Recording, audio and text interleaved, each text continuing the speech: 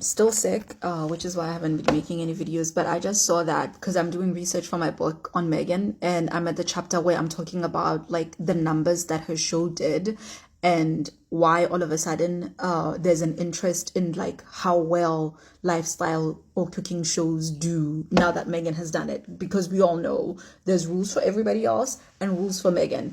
And whoop-de-doo, lucky for me, today Netflix releases their numbers on like how well the show did, and it turns out that 5.2 million people, or households rather, watched the show. And right now, what I've been doing, I kid you not, what I've been doing since yesterday was looking at on this website rating graph to see how well Meghan's show with Love Meghan performed against other shows. And in the first category, what I did was that I compared it to shows that people kept recommending in the comment section, like, oh, I would rather just watch like Selena Gomez, I would rather just watch Pamela Anderson. And I've got nothing against those women.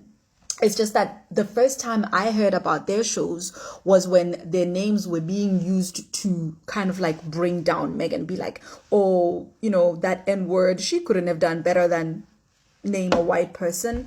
So I compared her numbers to them, and listen, Meghan is not even competing in the celebrity sphere that she has been confined to, because that's what they were doing. They weren't even naming like, you know, serious chefs like Gordon Ramsay's show or whatever. They would like just confining her, because these people don't really care about Selena Gomez or Pamela Anderson or Gwyneth Paltrow or any of the women that get flung against Meghan, right? They don't care about those people specifically. They only care about bringing Meghan down. And it's convenient that those people exist and happen to be white, and then we can, you know, pretend that it's not racism, though, even though we know it is.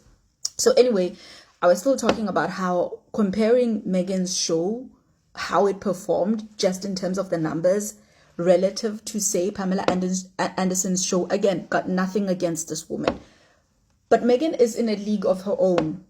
She's not even competing with them, because then what was happening, if I had to draw a graph of how, you know, how many people are watching, how many people are commenting and reviewing and rating and whatever, like Meghan's numbers would be literally off the charts. This is where the phrase comes from, I hope, where everything else is like so low on the graph, Meghan's numbers would be way above the charts. So it's off the charts, quite literally. So then I said, okay, clearly she's not like, even this space celebrity sphere that she has been confined to, she's too big for it.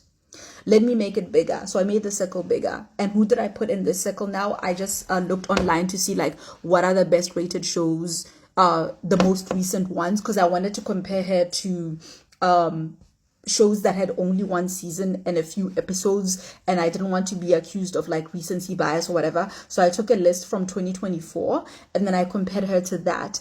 Again, Meghan's numbers are still off the charts. These numbers were better than Selena and Pamela Anderson's shows. Again, no shade against these women. But she was competing at a level of like the professionals or the experts, right? But she was still beating them. She was still leaving them in the dust.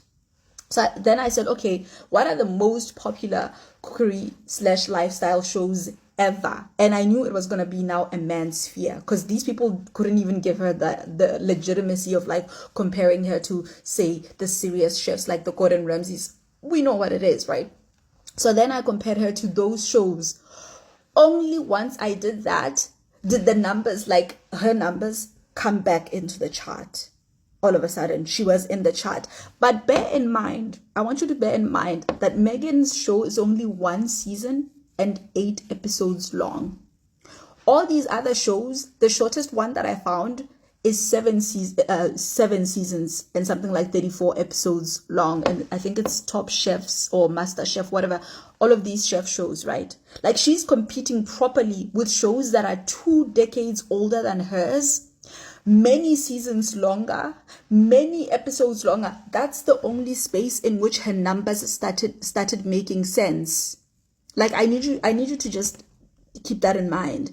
We're being told right now that she failed because she only got 5.2 or 5.3 million viewers on her show, which is like a few months old, right? Take that number and try to compare it to to other shows, not only will you not find these other people's numbers because they don't exist, because people haven't been tracking this kind of stuff until Meghan started doing it, is my point. It's actually really difficult to find data to compare her to, because she is the only one whose numbers are consistently not only told to us, but like in so many, like all the commas, they will show you all the commas. Other people's shows don't get this kind of treatment. But even with the little bit of like information that I've been able to gather, she is again still leaving people in the dust in Jay. She's leaving people in the dust. And y'all want to say it's not racism. Like, this is why I'm writing this book, because shit like this happens now every week, because I'm now aware of Meghan's, struggle against racism. And so the algorithm keeps me updated. So now that I'm aware of it, I'm like, this is why I'm writing this book. Because Meghan, she's not even competing with all the other girlies. She's in a league of her own.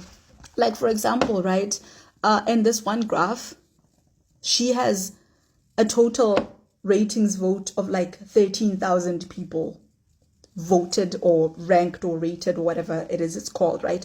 The next number that is like, bigger than hers is like 36,000. Remember, she's at 13,000. The next number is like 36,000 something.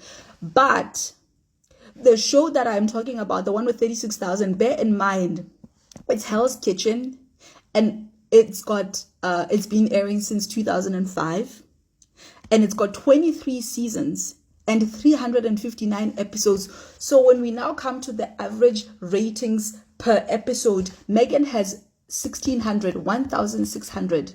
Guess how much Hell's Kitchen has? 101. So you can already see that Meghan's participation just from the few episodes she has is already a lot higher than all these legacy shows that have been showing since like 2005. Like, baby girl, she's not even in the same room with y'all. Like, anyway, let me stop because I'm getting way too passionate and I'm gonna start rambling. But I'm seeing the numbers thing, because again, when I do my research for Meghan's show, I do have to keep updated. Like, so that was in the 30 minutes where I was like, let me see what's going on in Meghan world. I find the nonsense with the numbers. I'm like, serendipity, bitch. Serendipity, because there is no way this is coming out now when I was looking for the numbers. Oh my gosh.